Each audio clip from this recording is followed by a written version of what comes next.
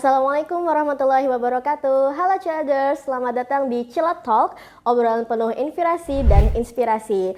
Oke, kali ini Miss Dini nggak sendirian nih di studio ini. Udah kedatangan tamu istimewa, Kak Ivan. Silakan perkenalkan diri dulu, Kak. Assalamualaikum warahmatullahi wabarakatuh. Waalaikumsalam Nama saya wabarakatuh. Ivan, di alumni Fakultas Bahasa dan Ilmu Komunikasi, jurusan Pendidikan Bahasa Inggris, lulus tahun 2013, Ya. sudah lama ya. Udah lama ya, oke. Ya, jadi Kak Ivan ini nih, Ciladers, baru aja menyelesaikan studi masternya di luar negeri. Nah, boleh diceritakan nih Kak Ivan, di luar negeri itu tepatnya di negara mana, universitas apa, dan ambil program studi apa nih?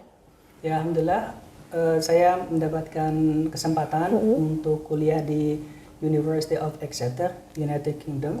Jadi di jurusan Master of Education in TESOL, Master of English Education. to Speaker of Other Languages. Oke, dan untuk ke luar negerinya ini waktu itu apakah jalur beasiswa? Jalur beasiswa santri. Jadi waktu 2018 akhir, November itu Kementerian Agama Iya. kerjasama dengan Kementerian Keuangan membuka namanya beasiswa santri. Oh, Jadi gitu. untuk mereka yang berkhidmat di pondok pesantren, baik itu mengajar ataupun itu staf administrasi dan lain sebagainya, berkesempatan untuk mendaftar beasiswa tersebut. Oke, alhamdulillah ya. Jadi Miss Dini dengar juga Kak Ivan ini baru selesai ya studinya tahun ini. Tahun ini, Januari 2022. 2022 berarti baru kembali ke Indonesia. Oke, berarti studi di sana kurang lebih berapa tahun? 1 tahun. 1 tahun Jadi ya. untuk S2 itu di sana pada umumnya 1 tahun. 1 tahun, oke. Nah, waktu itu jalur beasiswa santri ini gimana nih Kak Ivan? Mungkin bisa diceritakan proses saat pengambilan beasiswanya, mungkin dari awal dapat informasi, kemudian mengurus berkas-berkasnya dan sebagainya. Ya, jadi pada garis besarnya di LPDP santri ini hampir sama dengan LPDP pada umumnya di program yang lain, baik itu reguler atau mungkin afirmasi. Cuma yang membedakan memang di sini ada khasnya, teman-teman yang santri bisa kesempatan untuk bisa mendaftar di kuliah di dalam maupun atau luar negeri. Dan itu kesempatan sekali, soalnya di standar kelulusannya tidak setinggi yang reguler atau mungkin program yang khusus, jadi agak lebih di bawah ya.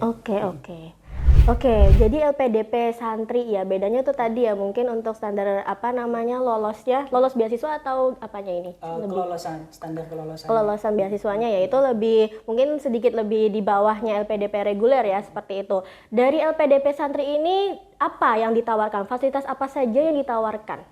Jadi di teman-teman yang awardee itu diberi beasiswa full, Iya. jadi beasiswa di SPP-nya, kemudian ada juga uang buku untuk keperluan buku kuliah, dan juga kedatangan dan juga bulanannya. Bulanannya Iya, juga. bulanan juga. Oke.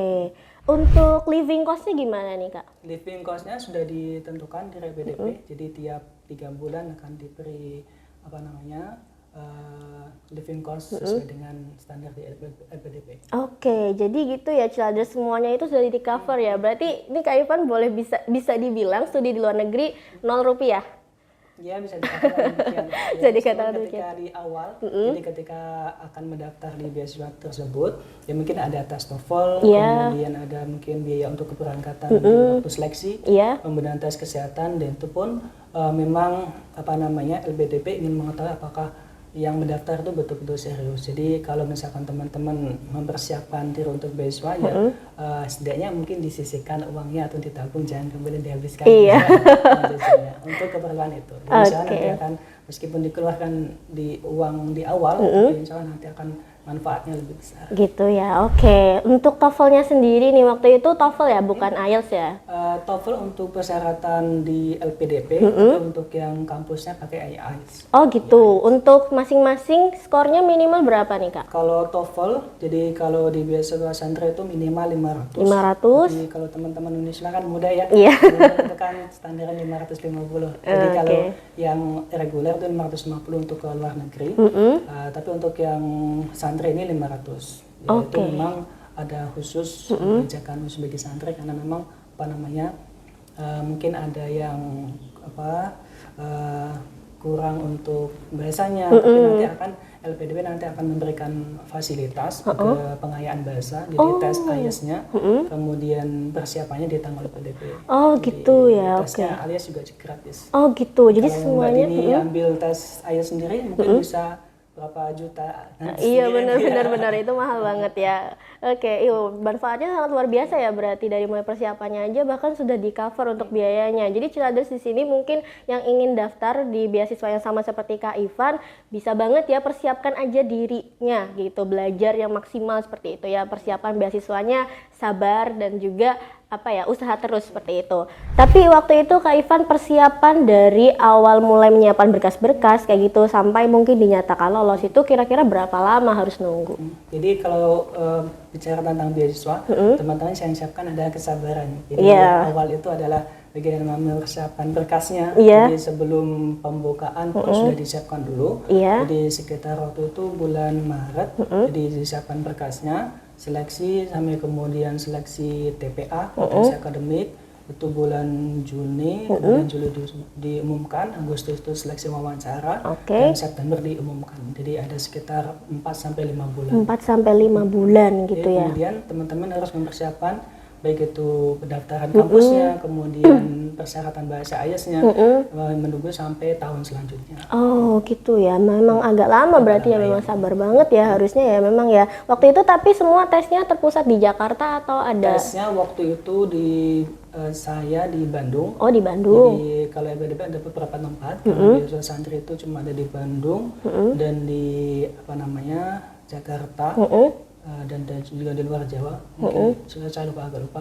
Jadi saya pilihnya di Bandung. Oke, tapi untuk beasiswa LPDP santri ini setiap berapa periode untuk dibukanya? Kalau saya itu angkatan yang kedua, di 2018 sudah ada, 2019 2 kali pembukaan, kemudian 2020 karena ada pandemi tidak buka, 2021 kemarin dibuka, tapi khusus luar negeri saja. Untuk 2022 ini kami masih menunggu untuk pembukaannya, semoga bisa dibuka kembali. LPDP dan juga Kementerian Agama. Tapi untuk tahun lalu kan kita sudah jalan 3 tahun ya untuk pandemi ya. Untuk sebelumnya apakah dibuka untuk yang ke luar negeri? Iya. Tetap dibuka ya, tapi online. Waktu itu jadi harusnya kan 2021 Agustus itu kuliah, karena ada pandemi, jadi di 2020 sudah kuliah, kemudian ada pandemi, jadi semua awardee yang kuliah di tahun 2020 di pending sampai 2021. Makanya saya mulainya Januari 2021.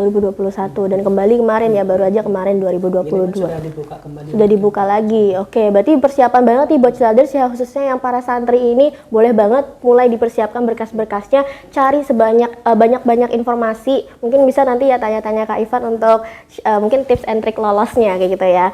Oke, untuk menyatakan kalau saya itu santri, apakah harus ada bukti misalnya ijazah dari pondok pesantren atau seperti apa? Dia ada keterangan pondok pesantren, pimpinan menyatakan bahwa yang bersangkutan berkhidmat di pondok pesantren minimal 3 tahun. Oh, minimal 3 tahun. Oke. Kak Ivan sendiri ambil di University of Exeter, UK. Waktu itu kenapa ambil di universitas tersebut dan kenapa ambil program studi TESOL ini ya, Education of TESOL? Jadi yang pertama kenapa ambil TESOL adalah sesuai dengan jurusan saya, di S1-nya linear.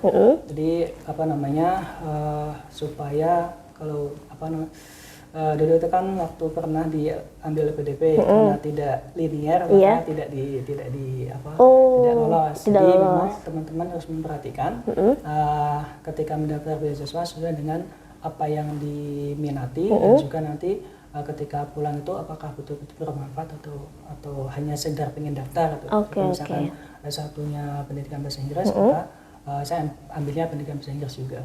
Jadi linear di situ. Harus linear. Kemudian untuk yang kedua, kenapa pilih Exeter? Jadi waktu itu kan di UK ada banyak universitas di TESOL itu ya. Jadi kalau teman-teman melihat kemampuan dirinya masing-masing, ada kampus-kampus yang top level, jadi betul-betul rankingnya itu 10 atau 50 dunia. Jadi itu tesnya pun agak susah, jadi IELTS-nya juga tinggi, jadi mengukur diri sendiri. Jadi kira-kira kampus mana sih yang saya bisa menerima saya, ya itu di Exeter. Meskipun tidak terlalu tinggi dan tidak terlalu di bawah, jadi pertengahan masih. Oke. Jadi Exeter ini memang di pendidikannya lumayan cukup bagus, di ke-6 di UK. Oh, ke-6 di UK. Oke. Keren ya. Sebelum kita apply untuk beasiswa, kita juga harus mulai like say searching lah terkait dengan universitas mana yang kita pengen ambil dan program studi apa yang tadi ya. Berarti tipsnya salah satunya adalah linear. Harus linear dengan S1-nya mungkin ya untuk studi lanjutnya, dan seperti itu. Lihat kemampuan kita ya. Oke. Jangan kemudian sudah keterima beasiswa ternyata mungkin persyaratannya telah surat untuk masuk di kampus tersebut. Oke. Kemudian nih sebagai penyelenggara beasiswa pasti kan mereka punya kebijakan untuk memberikan penalti atau sanksi ya. Mungkin bagi pelamar yang let's say melanggar kontrak beasiswa.